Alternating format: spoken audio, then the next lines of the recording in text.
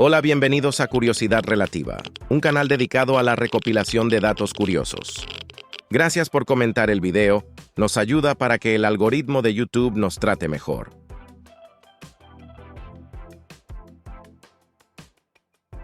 ¿Sabías que la luz que ves del Sol comenzó su viaje hace más de 1 millón de años?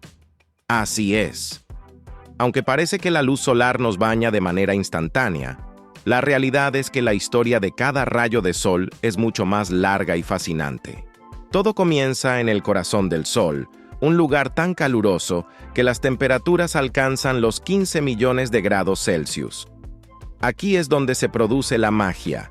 Los átomos de hidrógeno chocan y se fusionan para formar helio, liberando una inmensa cantidad de energía en forma de luz.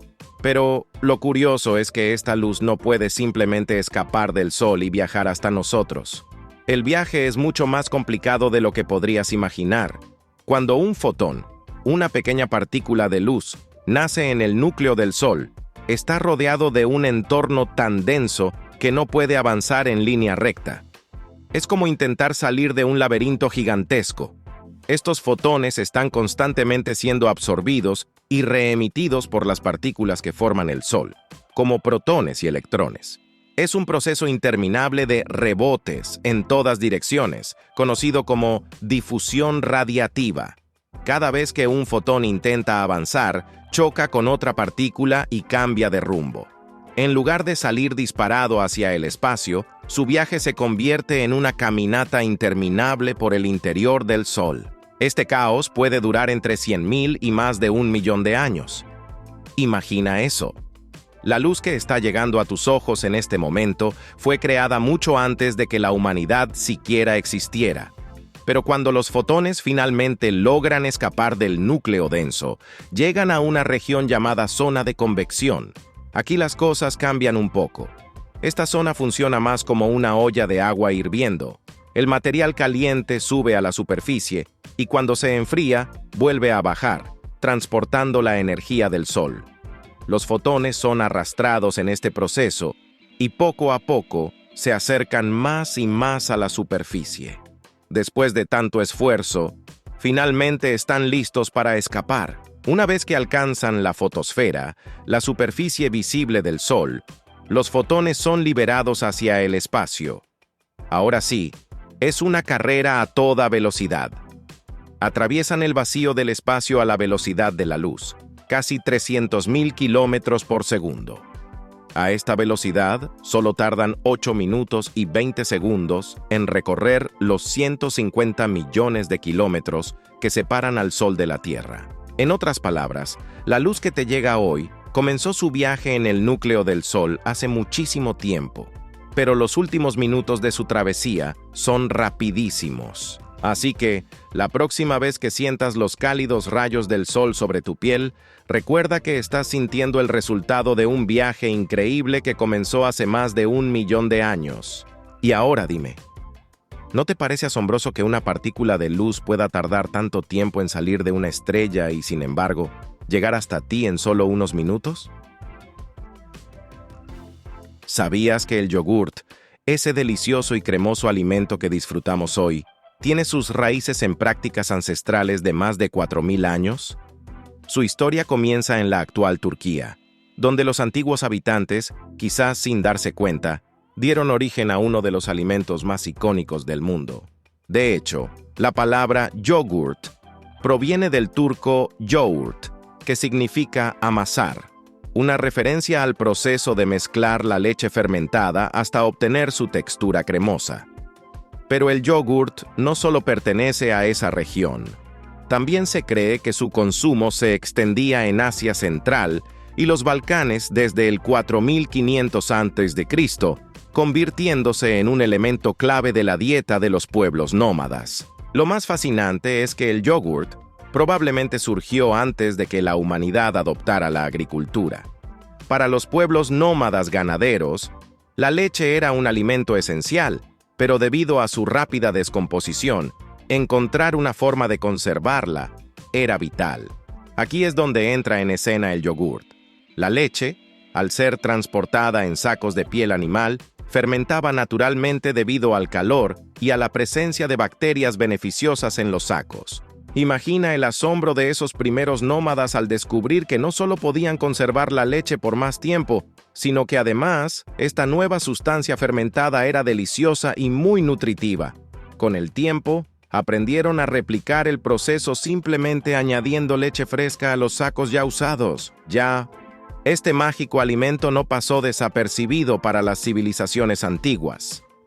En la Biblia, por ejemplo, se menciona cómo el patriarca Abraham alcanzó una vida longeva gracias al consumo de leches fermentadas que, según la tradición, le fueron ofrecidas por ángeles. Más tarde, en el siglo I, el famoso naturalista romano Plinio el Viejo describió al yogurt como un alimento divino, capaz de realizar milagros para la salud.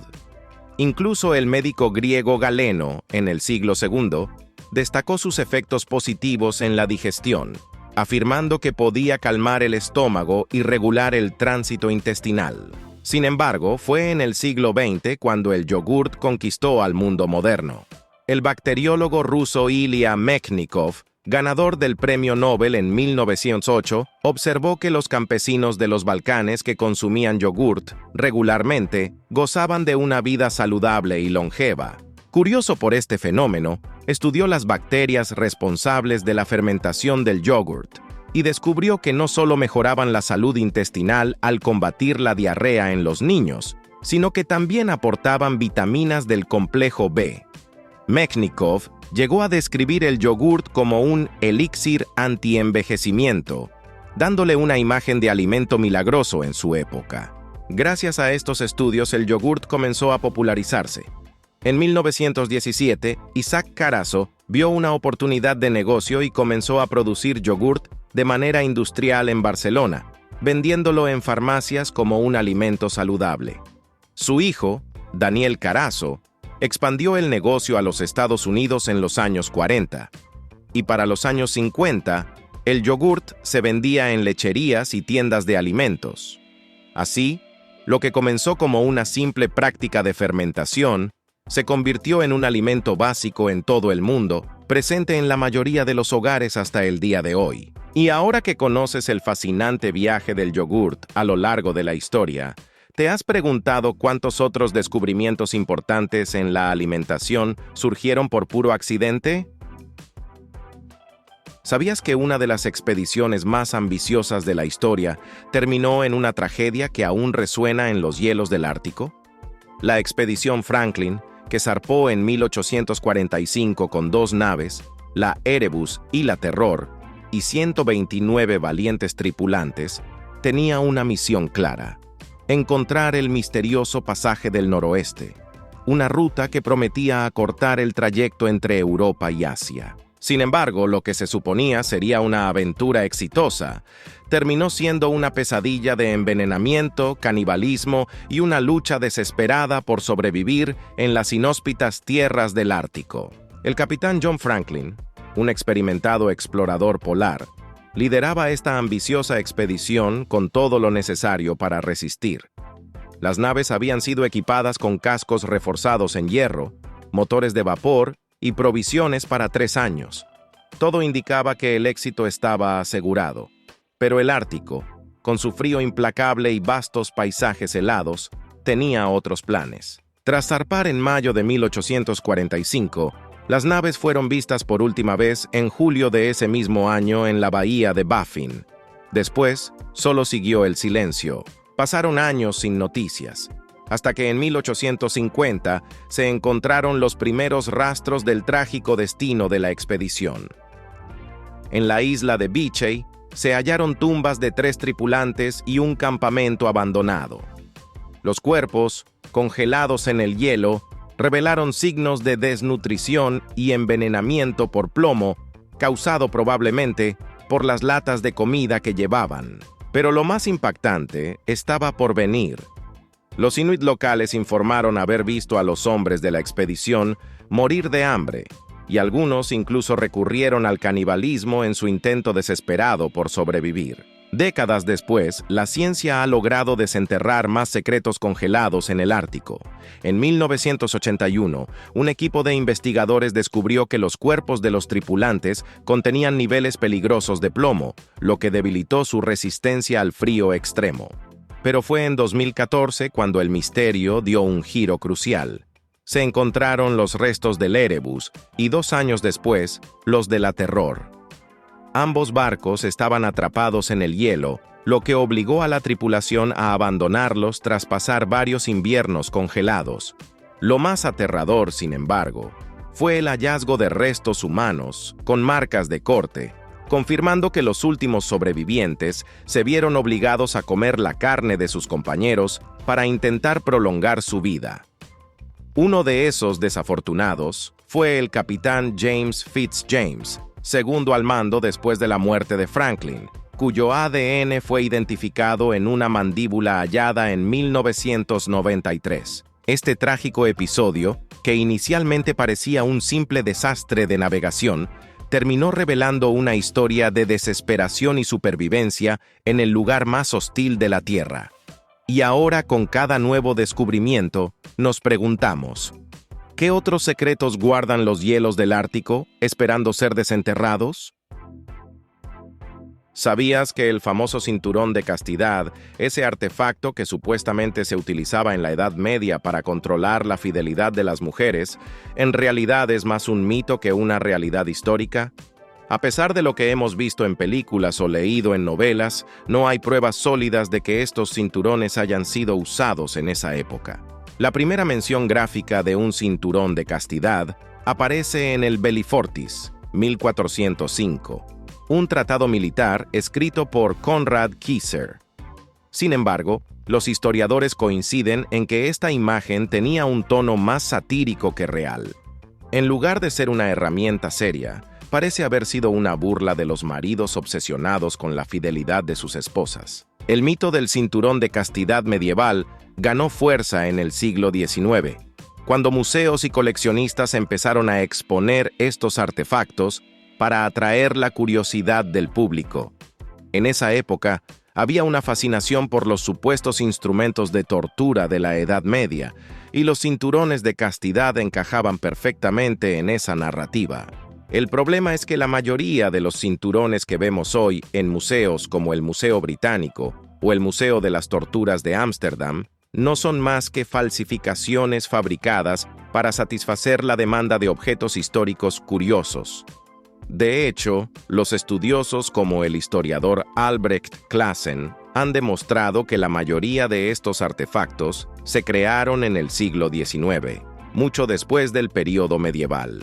Lo más curioso es que, aunque no se usaron como imaginamos en la Edad Media, el cinturón de castidad tuvo un renacimiento en el siglo XIX, pero con un propósito muy diferente.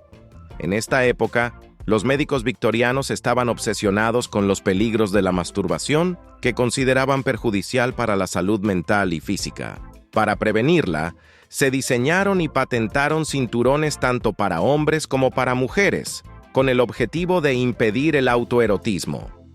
En lugar de ser un símbolo de control marital, estos cinturones se convirtieron en dispositivos médicos que reflejaban las ansiedades de la época sobre la sexualidad.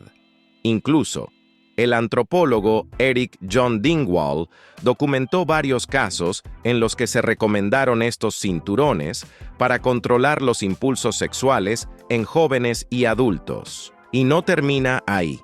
Aunque la mayoría de estos cinturones tenían como objetivo frenar la masturbación, algunos diseños también surgieron como medidas de protección. Por ejemplo, el cinturón de castidad diseñado por Jonas Edward Heiser estaba pensado para prevenir la violencia sexual y estaba destinado a ser usado por hombres. En algunos casos, las mujeres de clase trabajadora llegaron a utilizar cinturones como una forma de defensa personal contra agresiones sexuales en entornos laborales peligrosos. En resumen, los cinturones de castidad que conocemos hoy en día no tienen mucho que ver con la Edad Media ni con los caballeros celosos que partían a las cruzadas.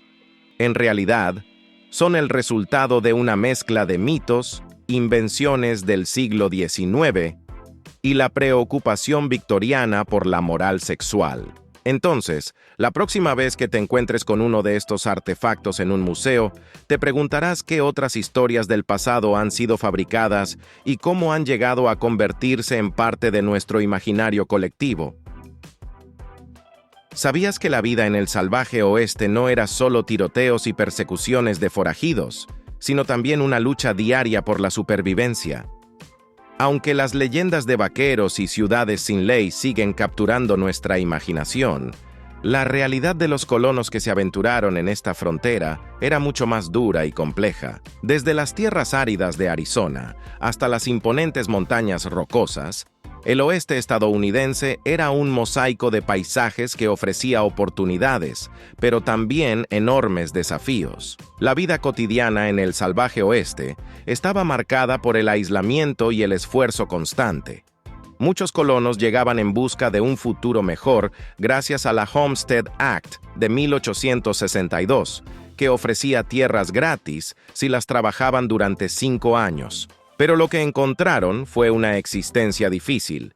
Las casas, construidas con adobe o madera rústica, apenas los protegían de los elementos, y las cosechas estaban constantemente amenazadas por sequías o plagas.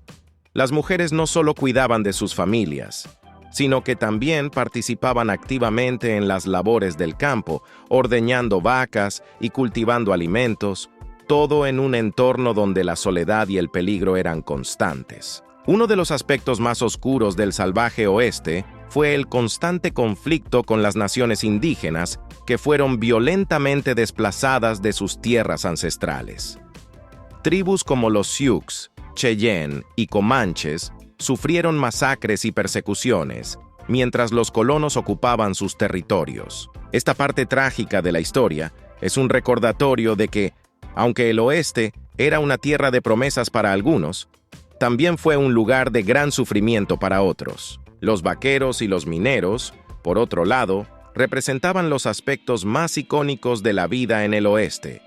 El trabajo en las minas de oro y plata prometía grandes riquezas, pero a menudo los mineros enfrentaban condiciones de trabajo peligrosas y violencia. Mientras tanto, los vaqueros conducían grandes rebaños de ganado por cientos de kilómetros, viviendo una vida de aventura, pero también de incertidumbre, ya que podían enfrentarse a bandidos o tormentas repentinas que ponían en riesgo todo su esfuerzo. En cuanto a la ley y el orden, la imagen del sheriff enfrentándose a pistoleros en duelos al sol del mediodía no está tan alejada de la realidad. La falta de un sistema judicial fuerte hacía que muchas comunidades recurrieran a la justicia por mano propia, lo que a menudo resultaba en abusos y más violencia. Las ciudades fronterizas como Tombstone se convirtieron en lugares donde la vida y la muerte estaban siempre al filo de un revólver. A pesar de todo esto, había momentos para el entretenimiento. Los salones eran el centro de la vida social, donde los colonos asistían a bailes, competiciones de tiro y ferias locales. Incluso en medio del peligro, la gente encontraba tiempo para divertirse, bailar y compartir historias.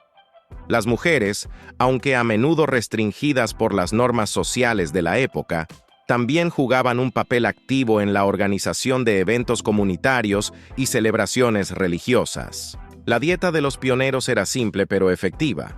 Pan de maíz, carne curada y guisos de alubias constituían la base de sus comidas.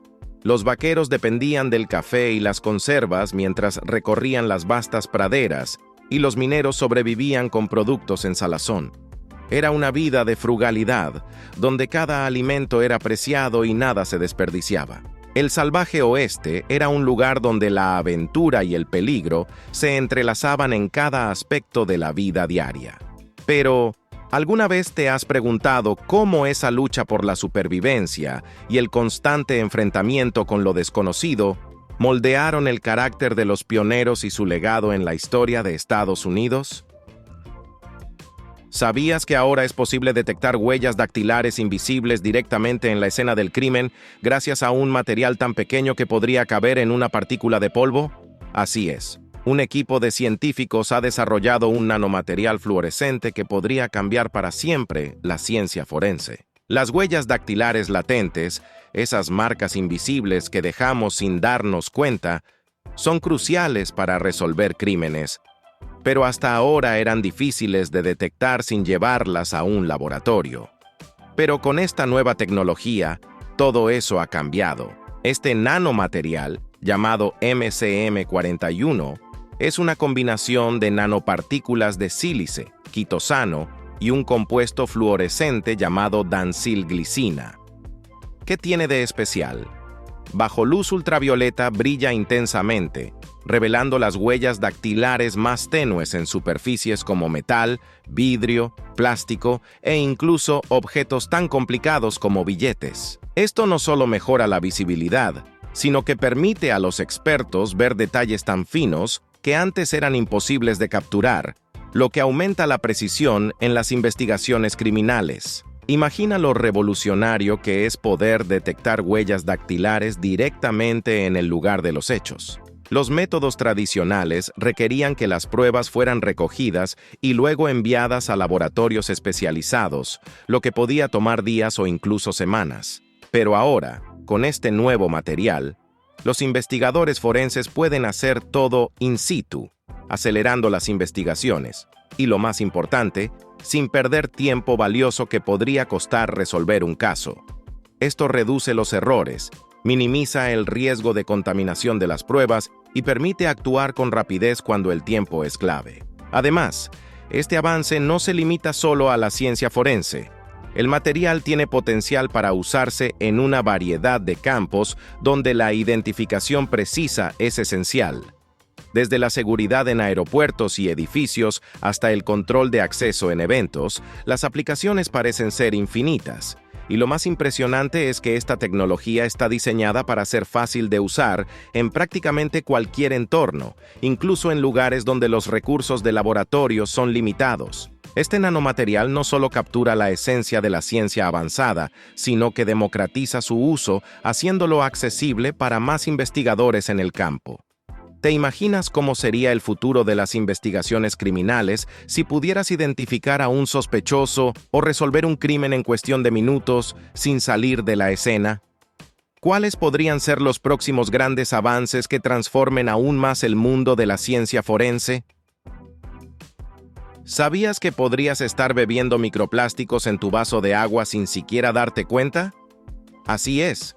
Estas diminutas partículas de plástico, que son tan pequeñas que no las podemos ver, se encuentran en todas partes, desde el aire que respiramos hasta los alimentos y bebidas que consumimos. Y aunque todavía no sabemos con certeza cómo afectan a nuestro cuerpo, su capacidad para absorber toxinas y entrar en nuestros tejidos es preocupante. Pero ahora, un grupo de científicos ha desarrollado una aplicación revolucionaria que te permite saber cuántos microplásticos estás ingiriendo en cuestión de minutos. Este avance tecnológico proviene de la Universidad de Columbia Británica en Canadá, donde los investigadores han creado un dispositivo portátil que, junto a una app, puede detectar microplásticos en líquidos cotidianos como el agua o incluso el café.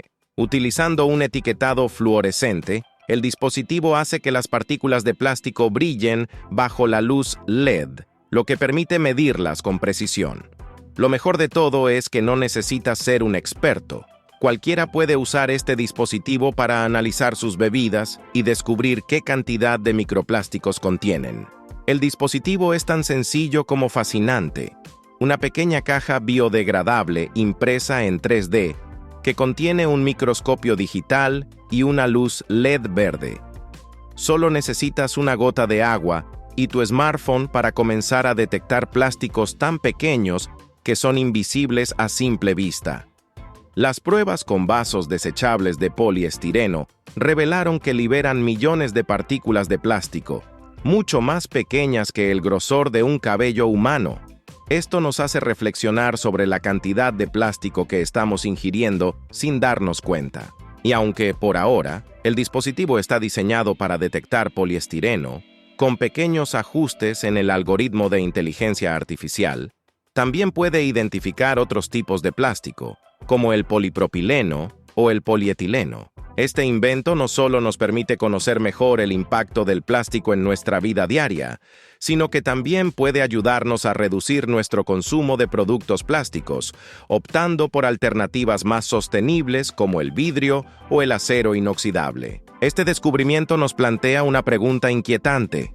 Si ya podemos medir los microplásticos en nuestras bebidas, ¿qué más podríamos estar consumiendo sin saberlo?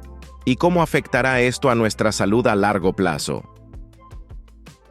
¿Sabías que el cocodrilo más viejo del mundo se llama Henry y tiene 123 años? Así es. Este gigantesco cocodrilo del Nilo ha vivido más de un siglo y, sorprendentemente, sigue en excelente forma. Con más de 5 metros de longitud y un peso de 700 kilogramos, Henry no solo se destaca por su tamaño, sino también por haber engendrado más de 10.000 crías a lo largo de su increíble vida. Parece que este coloso reptil ha encontrado la fórmula secreta para desafiar el paso del tiempo. La extraordinaria vida de Henry comenzó en el delta del Okavango, en Botsuana, alrededor del año 1900. Capturado en 1903, su vida en estado salvaje se extendió por varias décadas. Sin embargo, en 1985 fue trasladado al Croc World Conservation Center en Sudáfrica, donde se convirtió en un símbolo de longevidad y resiliencia. Desde entonces, cada 16 de diciembre, el centro celebra su cumpleaños, atrayendo a visitantes de todas partes que quieren conocer al cocodrilo más longevo del mundo. Lo que hace a Henry tan fascinante no es solo su impresionante edad o su asombroso número de descendencia, sino también su peculiar resistencia al envejecimiento. A diferencia de la mayoría de los animales, que muestran signos evidentes de envejecimiento a medida que pasan los años, Henry parece desafiar las convenciones del tiempo. En los seres humanos y otros mamíferos, el envejecimiento se asocia con una disminución en la función celular, enfermedades crónicas y deterioro de los tejidos. Sin embargo, los cocodrilos, como Henry, parecen experimentar un fenómeno conocido como senescencia insignificante, lo que significa que sus cuerpos no muestran las señales típicas del envejecimiento. Los científicos están intrigados por este fenómeno y han comenzado a investigar los mecanismos biológicos que permiten a estos reptiles vivir tanto tiempo. Uno de los aspectos más destacados de esta investigación es el papel del microbioma intestinal de los cocodrilos. Estos reptiles poseen una flora intestinal única, poblada por bacterias que producen metabolitos con propiedades antimicrobianas y anticancerígenas. Esta flora no solo les ayuda a digerir carne en descomposición sin enfermarse, sino que también parece jugar un papel crucial en su resistencia a las enfermedades y su longevidad. Un estudio reciente sobre el microbioma del cocodrilo de agua salada, Crocodylus porosus, reveló que su intestino está habitado por bacterias del género Firmicutes y Fusobacteria. Estas bacterias podrían ser responsables de su capacidad para sobrevivir en condiciones adversas, así como de su resistencia a infecciones. Además, hay indicios de que estos microbios pueden prevenir el daño oxidativo, un proceso que está estrechamente relacionado con el envejecimiento celular. La vida de Henry no solo ofrece información sobre la biología de los cocodrilos, sino que también abre puertas a nuevas investigaciones que podrían beneficiar la medicina humana. Si los científicos pueden descubrir los secretos detrás de los compuestos protectores que producen estos microbios, podríamos desarrollar nuevas terapias para combatir enfermedades relacionadas con el envejecimiento, como el cáncer y la artritis. Por lo tanto, la historia de Henry es mucho más que la de un cocodrilo longevo. Es una ventana a nuevas posibilidades para la ciencia y la salud humana. Henry no es solo un símbolo de longevidad, también representa la resiliencia de la naturaleza. A lo largo de más de un siglo, ha sobrevivido a cambios en el medio ambiente, la caza y otras amenazas que han puesto en peligro a muchas especies. Su historia resuena con la necesidad de proteger y conservar estos reptiles, que han existido durante más de 200 millones de años y son parte integral de nuestros ecosistemas. ¿Te imaginas qué más podríamos aprender de estos extraordinarios reptiles para mejorar nuestra propia salud y longevidad? La historia de Henry nos invita a reflexionar sobre la interconexión de la vida en nuestro planeta y lo que aún queda por descubrir en el vasto reino de la biología. La longevidad de Henry no es solo un testimonio de su resistencia, sino también un recordatorio de la sabiduría que la naturaleza nos ofrece si estamos dispuestos a escuchar. ¿Sabías que existe un fenómeno llamado síndrome de Alejandría, que se dice que transforma a las mujeres con ojos azules en seres casi míticos con ojos violetas? Este extraño trastorno, que se originó en el Londres del siglo XIV, ha capturado la imaginación de generaciones. ¿Pero es realmente un hecho o simplemente una leyenda urbana? La historia comienza con una joven llamada Alexandria Augustine, quien nació con ojos azules que, a medida que crecía, se volvieron de un impresionante tono violeta. Su singularidad atrajo la atención de médicos y curiosos de la época, convirtiéndola en el centro de un fenómeno que combinaría elementos de la genética y el misticismo medieval. En una Europa asolada por la peste negra, donde la superstición y el miedo estaban a la orden del día, Alexandria se transformó en un símbolo de lo extraordinario. Su historia, mezclada con mitos locales, dio origen al síndrome de Alejandría, un relato que ha perdurado a lo largo de los siglos. Los supuestos síntomas de este síndrome son tan fascinantes como improbables. Se dice que las mujeres afectadas no solo experimentan un cambio en el color de sus ojos, sino que también poseen una piel tan pálida que puede resistir el sol sin quemarse. Además, se les atribuye la capacidad de vivir entre 120 y 150 años, la ausencia casi total de vello corporal y una falta de menstruación que no afecta su fertilidad. ¿Te imaginas tener características que parecen sacadas de un cuento de hadas? Sin embargo, cuando nos adentramos en el ámbito científico, la historia del síndrome de Alejandría comienza a desmoronarse.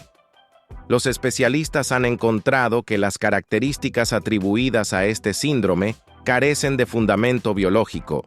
Por ejemplo, la idea de que una piel extremadamente pálida pueda soportar la radiación solar sin consecuencias es simplemente errónea. La melanina, responsable del color de la piel, es crucial para protegernos de los daños UV. Así lo explica el dermatólogo James Spencer, quien subraya que una falta de melanina aumenta el riesgo de quemaduras y cáncer de piel. En cuanto a los ojos violetas, los expertos afirman que este color inusual no es el resultado de una mutación genética, sino de la dispersión de la luz y la cantidad de melanina presente en el iris. Además, la ausencia de menstruación junto con la fertilidad es biológicamente improbable. La gerontóloga Sarah Harper también enfatiza que no existe evidencia de que la genética pueda extender la vida humana más allá de lo documentado. El síndrome de Alejandría se convierte así en un espejo de nuestra sociedad, una cultura obsesionada con la belleza y la juventud. Esta leyenda urbana refleja ansiedades culturales sobre la identidad y los ideales estéticos, mostrando cómo los mitos pueden moldear nuestras percepciones de lo que es normal y deseable. En la era digital, donde las imágenes son editadas y los ideales son inalcanzables, el síndrome de Alejandría se convierte en una representación de expectativas irreales. Internet y las redes sociales han facilitado la propagación de este tipo de mitos, permitiendo que historias cautivadoras, pero infundadas, se difundan rápidamente. Este fenómeno resalta la necesidad de una alfabetización mediática y científica que nos ayude a discernir entre la ficción y la realidad. El síndrome de Alejandría nos recuerda que, aunque la narrativa puede ser atractiva, es crucial cuestionar y buscar evidencia sólida detrás de afirmaciones extraordinarias. Así que, ¿te has preguntado alguna vez cuánto de lo que aceptamos como verdad está basado en hechos verificables y cuánto en leyendas urbanas? La historia del síndrome de Alejandría nos invita a explorar la fascinante delgada línea entre la realidad y la ficción. y a apreciar el papel que la ciencia juega en iluminarnos sobre el mundo que nos rodea. ¿Sabías que existe un pequeño insecto que puede dar volteretas más rápido que cualquier otro ser vivo en la Tierra? Hablamos del colémbolo globular, un diminuto hexápodo que ha sido coronado como el campeón de los saltos acrobáticos. Sí, así como lo oyes. Este insecto, que mide apenas un par de milímetros, no vuela, no muerde y tampoco pica, pero tiene un superpoder: la capacidad de realizar saltos espectaculares para escapar de los depredadores. Imagina un videojuego de los años 90, como Sonic the Hedgehog, donde el puercoespín azul corre a toda velocidad. Ahora, traslada esa velocidad al mundo real y te encontrarás con el colémbolo globular, que puede girar más de 60 veces su altura corporal en un solo salto. Un estudio reciente de la Universidad Estatal de Carolina del Norte reveló que este pequeño atleta puede completar hasta 368 rotaciones por segundo. Increíble, ¿verdad? Adrian Smith, un profesor de biología en Carolina del Norte, explica que cuando estos colémbolos saltan, no solo se elevan en el aire, sino que realizan volteretas al estilo de un acróbata. Es lo más parecido a un salto de Sonic en la vida real, dice Smith, quien decidió investigar cómo lo hacen. Para esto recolectó colémbolos en su jardín y aquí empieza la aventura científica. Capturar sus saltos fue un verdadero desafío. Los colémbolos globulares son tan rápidos que no se pueden ver en tiempo real. Smith aclara que, si intentas grabar con una cámara convencional, el insecto aparecerá en un fotograma y desaparecerá en el siguiente. Para resolver esto, los investigadores utilizaron cámaras que graban a 40.000 fotogramas por segundo. Con esta tecnología, pudieron analizar el despegue, la velocidad y el aterrizaje de estos saltadores acrobáticos. Lo sorprendente es que los colémbolos no usan sus patas para saltar, como cabría esperar, sino que se valen de un apéndice llamado furca, que se pliega debajo de su abdomen. Al saltar, la furca se dobla hacia abajo y actúa como un resorte, propulsándolos hacia el aire con una fuerza asombrosa y permitiéndoles dar volteretas a una velocidad impresionante. Pueden elevarse más de 60 milímetros en el aire. Eso es más de 60 veces su longitud. Un colémbolo globular necesita solo una milésima de segundo para dar una voltereta hacia atrás desde el suelo, alcanzando una velocidad máxima de 368 rotaciones por segundo, aclara Smith. Lo que hace que estos insectos sean aún más fascinantes es que, a pesar de sus acrobacias, sus saltos no están destinados a desplazarse hacia adelante, sino a escapar de los peligros que los acechan. Esta estrategia de huida les permite sortear a los depredadores con agilidad. Además, su aterrizaje no es tan suave como podría parecer. Caer y detenerse sin control es bastante probable, lo que les lleva a rebotar hasta que finalmente se detienen. Sin embargo, también tienen la habilidad de agarrarse a superficies utilizando un tubo pegajoso en forma de horquilla, lo que les ayuda a controlar su impulso. La investigación sobre el colémbolo globular es un recordatorio de la increíble diversidad de la vida que nos rodea.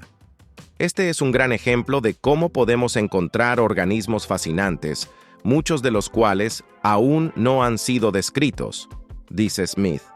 Estos descubrimientos ofrecen una nueva perspectiva sobre las dinámicas de salto y aterrizaje de estos extraordinarios insectos. Así que, la próxima vez que veas un pequeño bicho en el jardín, ¿te has preguntado qué increíbles habilidades podrían estar ocultas en sus diminutos cuerpos? Quizás estés frente al campeón de volteretas del reino animal. Gracias por ver el video de hoy. Esperamos que te haya gustado, si fue así. No olvides suscribirte y activar la campanita de notificaciones para que YouTube te avise cuando subamos nuevo video.